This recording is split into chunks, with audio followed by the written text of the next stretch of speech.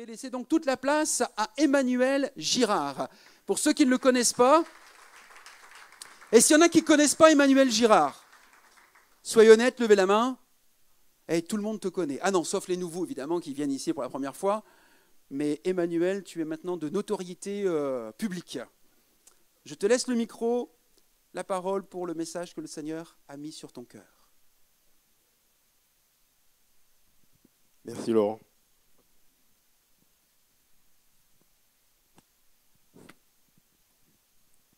Amen.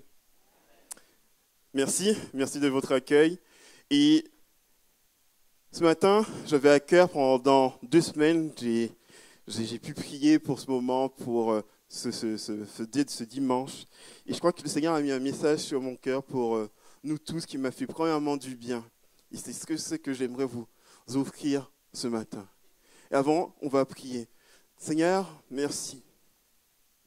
Merci de ta présence encore ce matin. Merci de venir nous renouveler, Seigneur. Oui, Seigneur, nous sommes là pour te louer, pour t'adorer, pour te glorifier pour qui tu es et pour ce que tu as fait pour chacun d'entre nous. Tu es mort à la croix et tu es ressuscité des morts. Aujourd'hui, tu sièges à la droite de Dieu et tu intercèdes pour nous à chaque jour, Seigneur.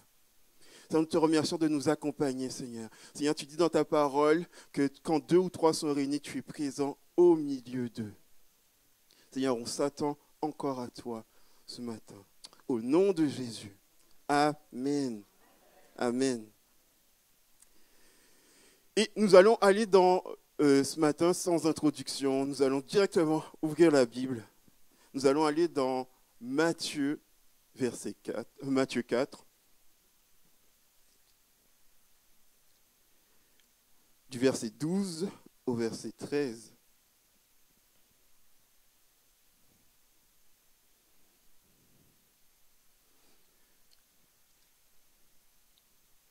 Alors, quand Jésus apprit que Jean avait été emprisonné, il se retira en Galilée, mais il ne resta pas à Nazareth.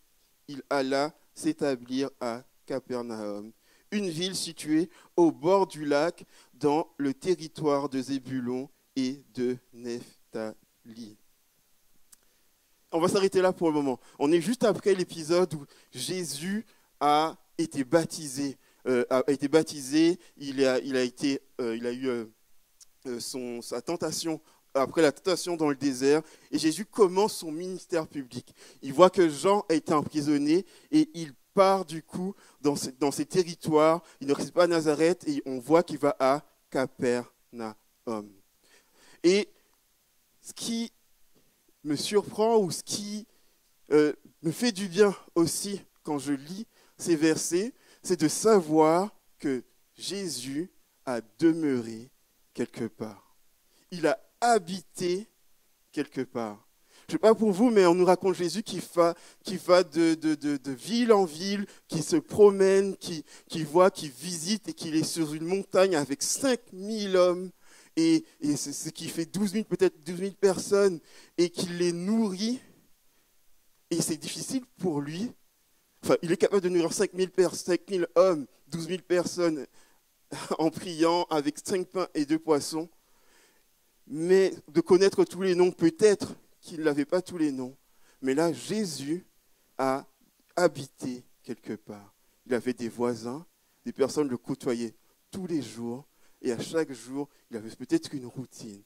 Jésus a habité quelque part. Et la raison pour laquelle je vous dis tout ce qui m'étonne ce matin, c'est qu'est-ce qui fait que ces hommes, Simon, André, Jacques et Jean, puissent tout abandonner pour suivre Jésus. Qu'est-ce qui fait, qu'est-ce qu'ils ont pu voir en Jésus pour qu'ils puissent tout abandonner et le suivre? Et le texte ne le dit pas ce matin. On ne sait pas pourquoi ils ont tout lâché pour suivre Jésus. Et nous, on sort de 2 mois de vacances et on quitte notre travail, on est heureux de quitter notre travail, mais aussi on retourne au travail. Mais eux, ils ont tout lâché. pour suivre Jésus. Qu'est-ce qui fait que des hommes ont tout lâché pour suivre Jésus? Qu'est-ce qu'ils avaient vu en lui pour suivre Jésus?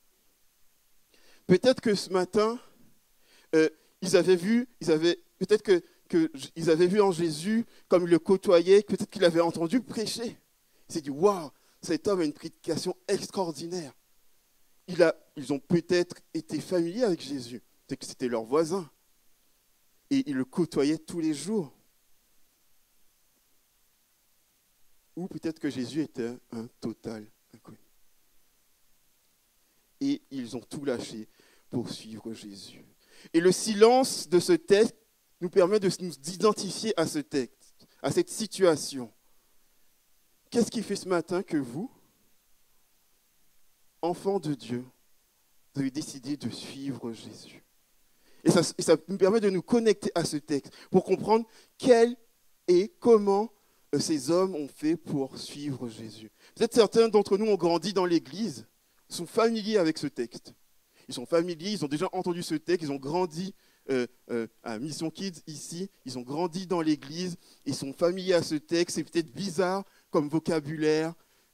Suivez-moi, et je ferai de vous des pêcheurs d'hommes. C'est bizarre comme vocabulaire, mais on a grandi avec, moi j'ai grandi avec ce texte, j'ai grandi dans l'église et ce vocabulaire me paraît particulier, mais ok, je le prends pour moi, je m'identifie à ce vocabulaire. Ou peut-être que d'autres se sont convertis peut-être plus tard et ils n'ont pas grandi dans l'église, mais vous êtes habitués à la parole de Dieu, vous la lisez quotidiennement, et vous voyez que quand vous lisez ces paroles, ça vous paraît bizarre, mais vous vous dites, Seigneur, oui, nous aussi, on veut tout lâcher pour te suivre. Peut-être que d'autres, que c'est la première fois que vous êtes ici, que vous connaissez, que vous venez à l'église, et que Jésus est un total inconnu pour vous.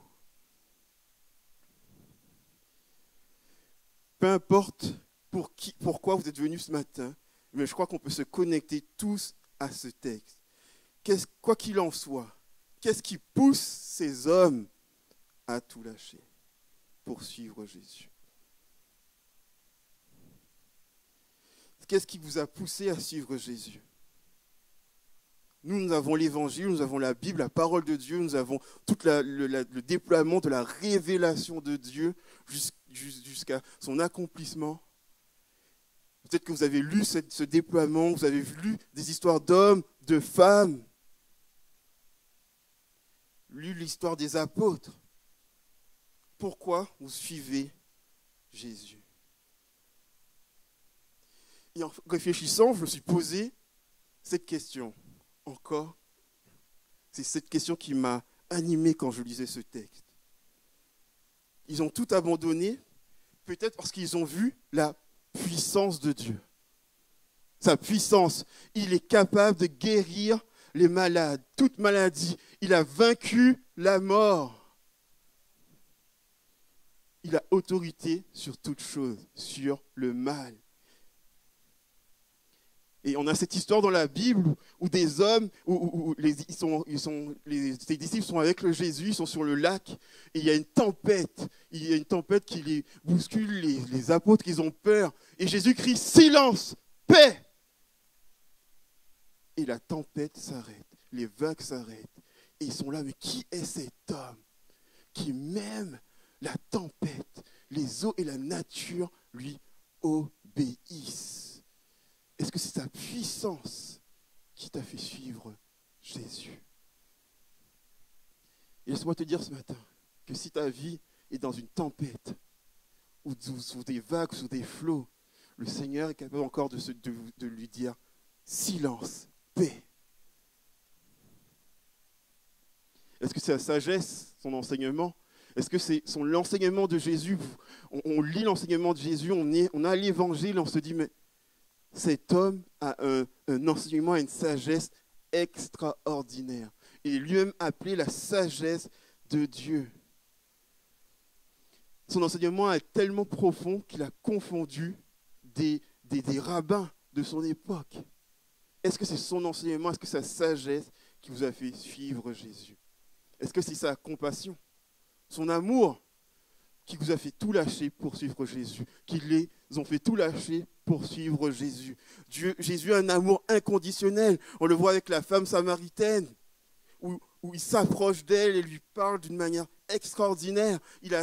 La préoccupation de Jésus, quand il y avait les 5000 personnes, les 5000 hommes, c'était qu'ils ne pouvaient pas rentrer sans devoir manger. Jésus était préoccupé pour ces 5000 personnes. Est-ce que c'est sa compassion, est-ce que c'est son amour qui a permis à ces hommes de suivre Jésus? Est-ce que c'est son amour inconditionnel?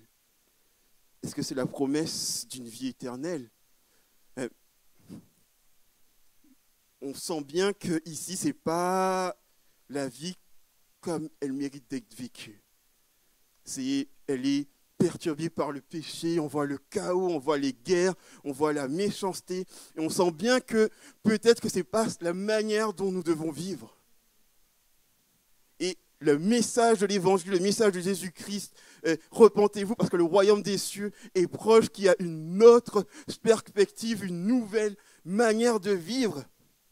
Est-ce que c'est ça qui vous a attiré à Jésus?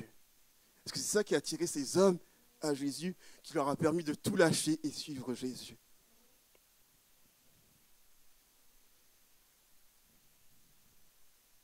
Peut-être c'est aucune de ces raisons. Peut-être c'est simplement le fait que vous êtes dit, il y a quelque chose, c'est Jésus, et que j'ai envie de le suivre. Et ça, c'est correct. Peut-être c'est totalement ce qu'ils ont vu. C'est un total inconnu, ils ont vu envie de le suivre, et ils l'ont suivi. Qu'est-ce qui a fait aujourd'hui que vous avez tout lâché pour suivre Jésus? Qu'est-ce qui fait que ces hommes ont tout lâché pour suivre Jésus? Et au verset 19, Jésus dit, « Suivez-moi et je ferai de vous des pêcheurs d'hommes. » Et je vois deux choses dans ça. C'est une promesse et je vois deux choses dans cette promesse. Une nouvelle vie et une nouvelle identité. Une nouvelle vie.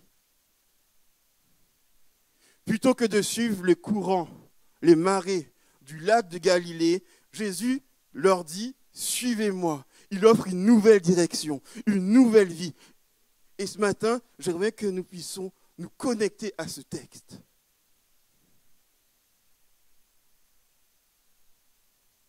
Parce que la Bible nous permet de nous connecter à ce texte. Et qu'est-ce qui fait qu'ils ont tout lâché pour suivre Jésus? Et ce matin, désolé, nous allons nous connecter à un personnage, celle de Pierre. On ne connaît pas grand-chose d'eux à ce moment-là, mais nous avons vu leur vie, nous avons la parole de Dieu avec nous, et nous allons nous connecter à l'histoire de Pierre. Et Pierre, c'est un marin-pêcheur expérimenté. Il est un homme de métier, il connaît bien son travail, il avait sans doute une fierté tirée de son travail, qu'il avait probablement appris de son père. Tous les jours, avec son frère, ils étaient fidèles au poste sur le lac de Galilée. Pour pêcher du poisson, pour en manger d'une part et pour en vendre d'une autre part. Il survient aux besoins de sa famille. Pierre est un homme bien. Mais Jésus lui dit, viens, toi, suis-moi. Ce n'est pas parce que Pierre a fait quelque chose de mal, mais Jésus lui montre que sa nouvelle identité, ce ne sera plus d'être marin-pêcheur. Sa nouvelle identité, ça sera d'être un pêcheur d'hommes. Qui sera plus ballotté de vague en vague, de pêche sur le lac de Galilée, mais qu'il sera avec Jésus désormais. Suis-moi. Et nous lisons dans la Bible, Pierre était un homme qui disait tout haut ce que les gens pensaient tout bas. C'est quelqu'un de vrai. On a vu sa progression. La progression qu'il avait avec Dieu, avec Jésus. Il a vu la puissance de Jésus. Il a vu sa sagesse, son amour, sa compassion, son enseignement et la promesse de la vie éternelle. Et quelques années plus tard, dans Acte 5, verset 20, alors que Pierre prêchait le message de Jésus, les gens, on amenait à Pierre des malades. Ils étaient guéris par Pierre. Et les membres du Sanhédrin étaient jaloux de lui, de son influence. On le jette en prison. Un ange vient et libère Pierre et lui donne ce nouveau mandat. Va au temple et proclame à tout le peuple le message de la vie nouvelle. Une nouvelle vie. Dieu a donné un message particulier à Pierre, le message de la vie nouvelle, car Jésus a appelé Pierre pour une nouvelle vie. Pierre avait une vie avant et Jésus lui a dit, viens, suis-moi.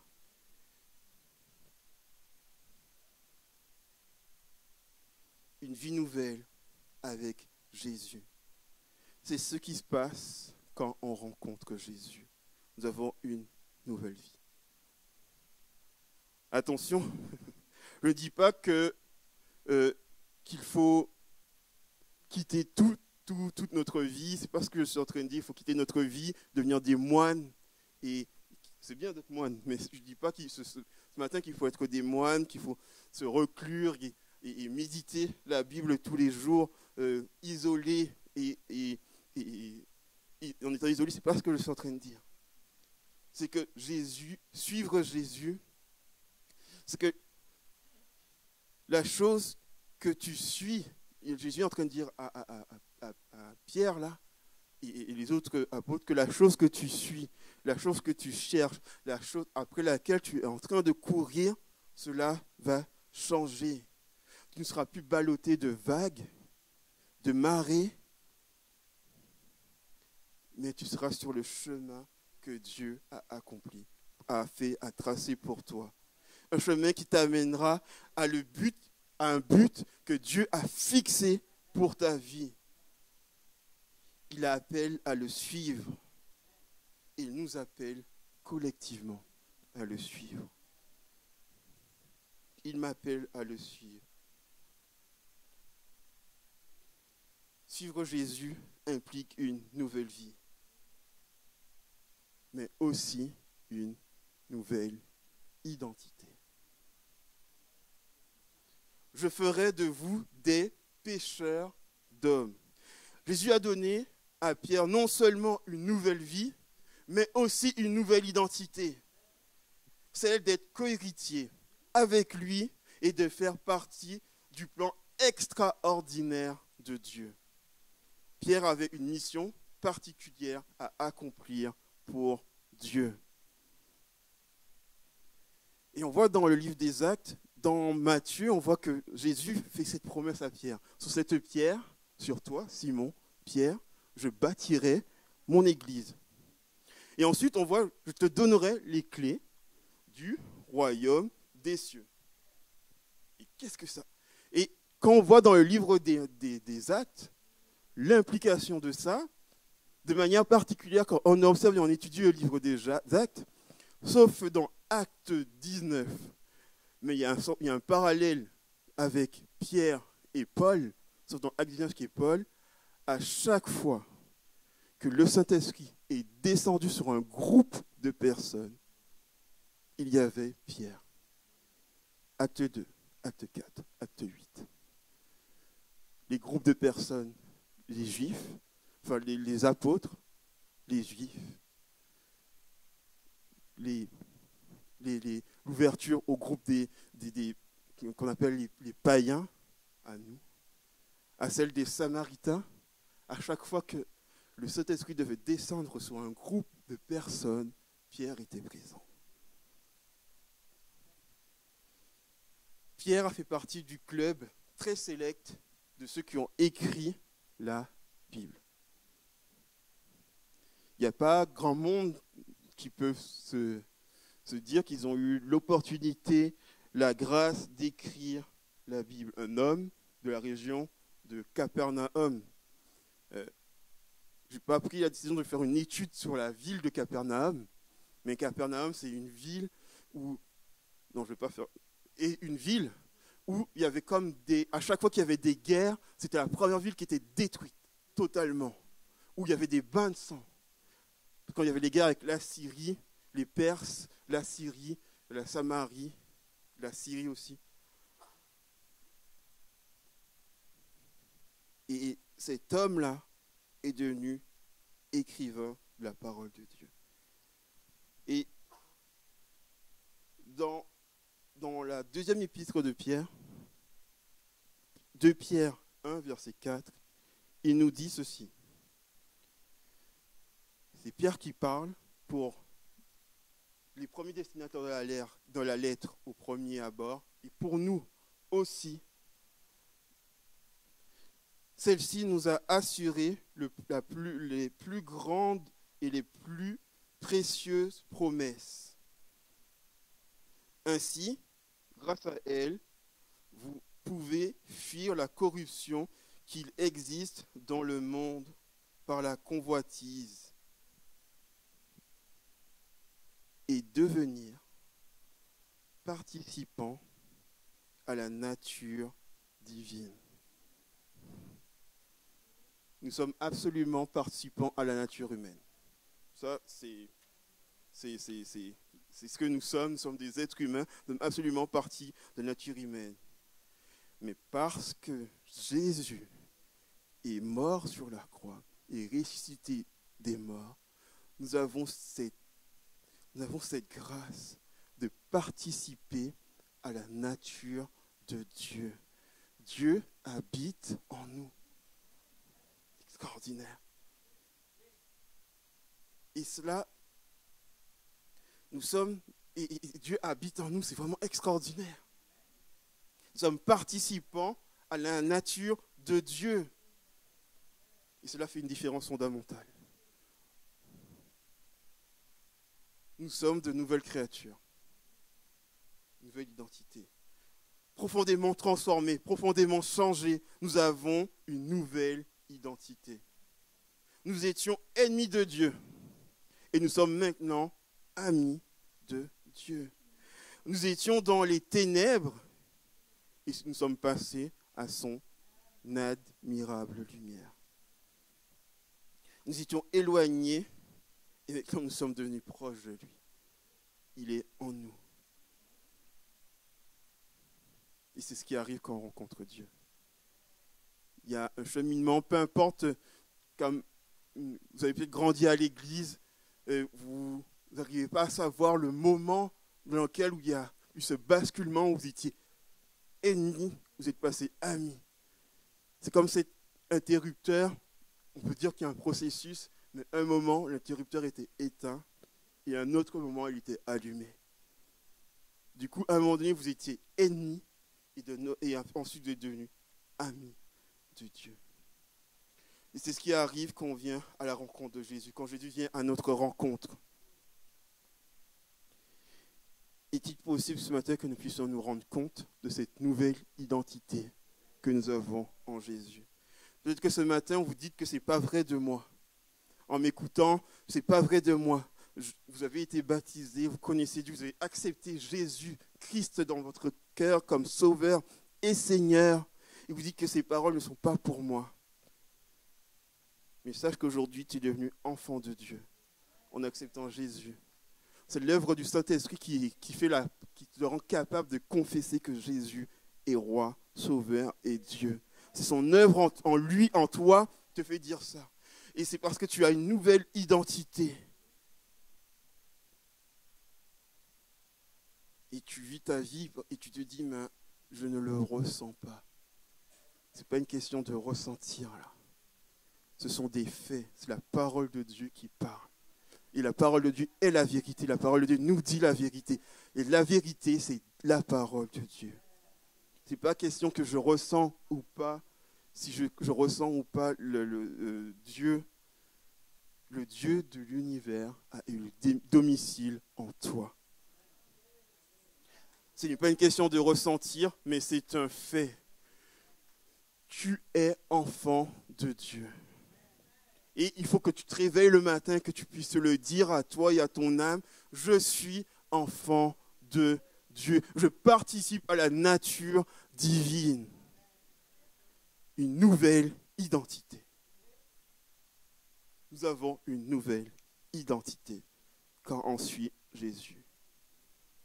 Ce texte est plein de promesses. Une nouvelle vie, une nouvelle identité qui nous rend capables, comme dit Éphésiens 3, qui nous rend capables de faire bien au-delà de ce que nous pouvons imaginer ou penser. C'est une promesse que Jésus nous adresse ce matin. Une nouvelle vie et une nouvelle identité. Et quand on lit les témoignages de vie dans le Nouveau Testament, on voit des gens qui sont transformés, comme leurs priorités ont changé. La promesse pour Simon, André, Jacques et Jean, Jacques et Jean, et pour nous aussi, une nouvelle identité et une nouvelle vie. Mais, parce qu'il y a un petit mais, la promesse de Jésus s'accompagne d'une demande. La promesse de Jésus s'accompagne d'une demande. C'est intriguant quand on lit les passages que la demande que Jésus demande, c'est ce qui nous aimons le plus, c'est ce que nous chérissons le plus. Il n'hésite pas à demander ce qu'on a de plus précieux. Est-ce que nous sommes prêts à abandonner ce qui est précieux pour nous? Est-ce que nous sommes prêts? Parce que Jésus, et par cela, parce que nous devons suivre Jésus, et Jésus nous demande de tout abandonner pour qu'il puisse nous dire que je suis Seigneur sur ta vie, je contrôle toutes choses.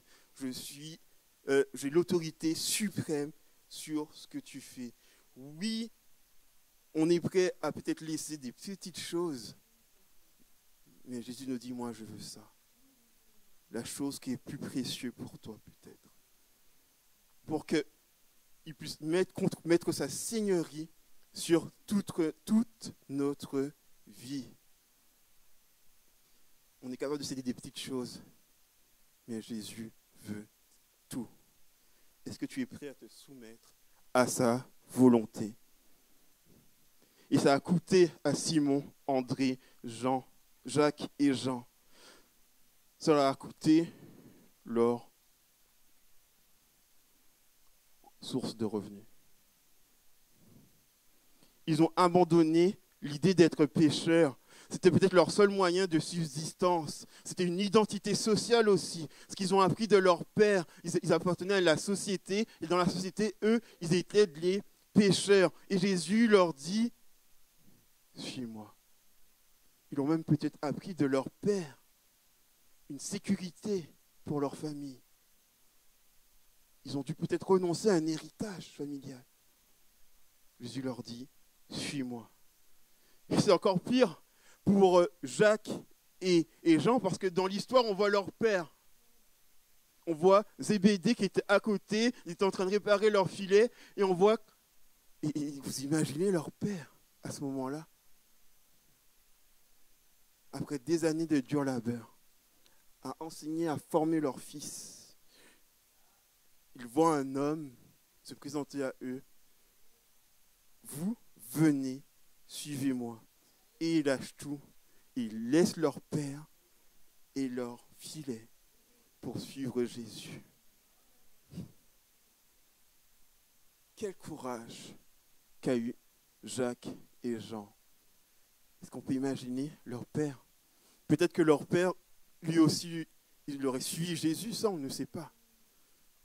Mais ce qui est sûr, c'est que dans l'histoire, là, le détail qu'ils ont abandonné leur père est mis.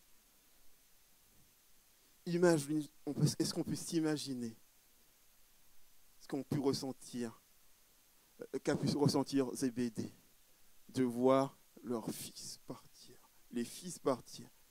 Il disait, ouais, ma retraite, elle est assurée par mes enfants. Et il attendait peut-être des petits-enfants.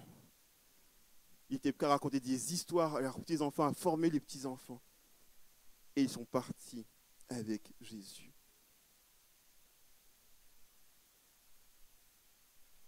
Il y a des personnes qui doivent quitter des pays, des villes, leur famille, leurs projets, leurs rêves pour la cause de l'Évangile. Cet appel à renoncer, cette demande que Jésus nous fait, n'est pas que pour les disciples, elle nous concerne tous. Ce n'est pas une question que je sois clair, une question d'abandonner nos biens matériels ou nos relations, mais c'est de confier à Jésus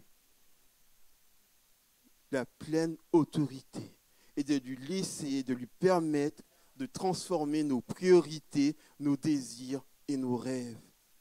Suivre Jésus implique de reconnaître sa seigneurie sur chaque aspect de notre vie. Rien ne doit être en dehors de son contrôle.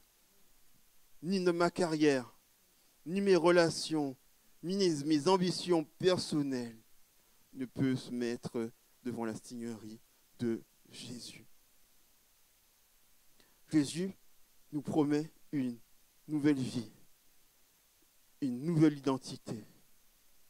Mais cela demande de laisser notre ancien moi derrière nous, nos priorités derrière nous, nos désirs derrière nous, nos rêves derrière nous, afin de suivre ce qui est essentiel, Jésus-Christ, le véritable source de la vie, la vérité incarnée.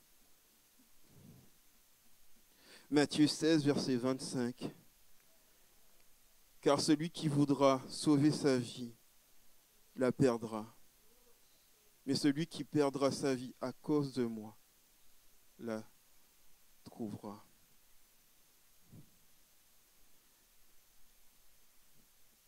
Et là, on peut se dire, mais ce n'est pas une bonne nouvelle. Parce que est-ce que je suis prêt à renoncer à toutes les choses de ma vie? La question, c'est que Jésus a lui accompli la première demande, celle de Dieu, satisfaire la demande de Dieu, c'est-à-dire mourir à la croix. Car tous sont péchés, ils sont privés de la gloire de Dieu. Il fallait que quelqu'un vienne mourir à la croix pour satisfaire le plein désir de notre Dieu. Et Jésus est descendu sur la terre. Il s'est fait homme, il s'est dépouillé en se faisant homme. Philippiens 3. Il a marché sur terre, a vécu dans la misère. Mais c'est pas ça qui est. Il est mort sur la croix. Il a pris la honte qui devait m'imputer, ce qui devait me faire mourir, mon péché. Il a pris sur la croix. Parce que dans Deutéronome, on voit que la pire mort est celui qui est mort cloué sur une croix. Et c'est une abomination, une horreur. Et Jésus a porté ma honte sur la croix. Et il a payé une fois pour toutes. La première demande de satisfaire Dieu, Jésus l'a accomplie pour ma vie. Et ça, c'est totalement gratuit. Parce que alors que je ne le connaissais même pas, il a fait ces choses pour moi. alors que tu ne le connaissais même pas, il a fait ces choses pour toi, parce qu'il nous aime d'un amour tellement grand, qu'il savait qu'il devait payer, prendre de sa vie pour nous donner la vie. Perdre pour gagner. Tout lâcher pour tout gagner. Et le troisième jour, il ressuscite des morts. Il est à la droite du Père. Le but de mon message, c'est de nous poser cette question. Peut-être que tu ne connais pas Dieu ce matin, ou Jésus. Mais peut-être que tu es attiré par Jésus-Christ. Qu'est-ce qui fait que ces hommes ont été attirés par Jésus? On ne le sait pas. Mais en tout cas, ce qu'ils ont vu leur a permis de tout lâcher et de suivre Dieu. Et ils ont eu une vie extraordinaire. Ils ont reçu cette nouvelle identité et ils sont enfants de Dieu. Est-ce que toi, ce matin, tu veux devenir enfant de Dieu? Quelle équipe de louange?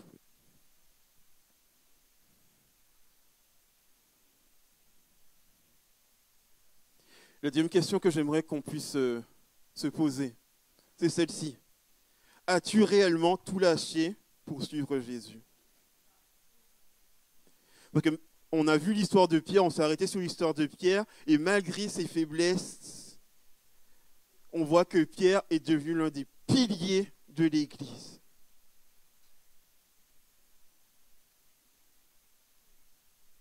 Malgré ses faiblesses, malgré ses manquements, il est devenu le pilier de l'Église.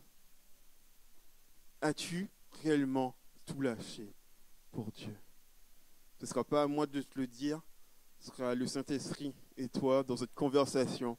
As-tu donné tout à Dieu? Mes priorités, mes désirs, mes rêves, as-tu tout donné à Dieu? Qu'il puisse régner sur ma vie, être le Seigneur de ma vie, que je suis sous son allégeance à notre Dieu.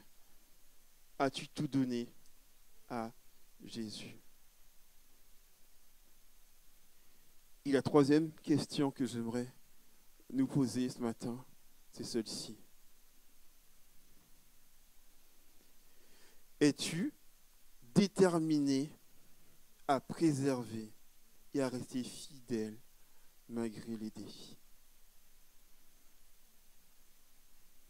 On voit que suivre Christ n'est pas une décision ponctuelle. On voit qu'il y a des personnes qui prennent cette décision sur un coup. Et c'est vrai que Dieu utilise nos émotions et ce n'est pas un problème d'avoir nos émotions. Mais ce n'est pas qu'une décision ponctuelle, c'est un engagement. Comme le mariage. C'est que le matin, je me réveille et je dis que je décide d'aimer. Je décide d'aimer ma femme. Je décide de rester fidèle à ma femme. C'est un engagement en continu de suivre le Christ. Parfois, il y a des difficultés, des défis, mais ça demande de la persévérance, de la fidélité. Jésus a vécu des épreuves. Pierre a renié Jésus. Mais Jésus est revenu vers lui. Et a restauré à la fin. L'a restauré. Et Pierre a pu écrire deux lettres, 2 épîtres pour nous, où on voit la gloire de Dieu dans ces épîtres. Il a pu accomplir, ouvrir les cieux pour que le Saint-Esprit se descende sur des groupes de personnes. Il a guéri des malades. Mais pour tout cela, il a dû renoncer. On peut vivre des découragements, des moments de faiblesse. Mais je nous encourage ce matin à se mettre au pied de la croix encore et se dire que Seigneur, malgré les défis, malgré les difficultés, je veux rester fidèle et préserver mon engagement avec toi. Je veux renoncer à mes priorités, renoncer à mes projets, à ma vie, pour toi, Jésus, pour la cause de l'Évangile. 3 questions ce matin. Es-tu prêt à tout lâcher pour consacrer ta vie à Jésus? Jésus t'appelle, viens, suis-moi. As-tu réellement tout lâché pour suivre Jésus? Et la 3e, es-tu déterminé à préserver et à rester fidèle malgré les défis? Je vous propose qu'on puisse avoir un moment d'introspection. Qu'au son des voix de la louange, on puisse nous poser ces questions. Là où tu es avec Dieu, de ta relation avec Dieu. Parce que Dieu veut nos priorités. Il veut tes projets. Il veut ta vie. Et être au contrôle de toutes ces choses. Viens, suis-moi. Une promesse d'une nouvelle vie, d'une nouvelle identité. Mais je veux ta vie. Au contrôle de toute ta vie.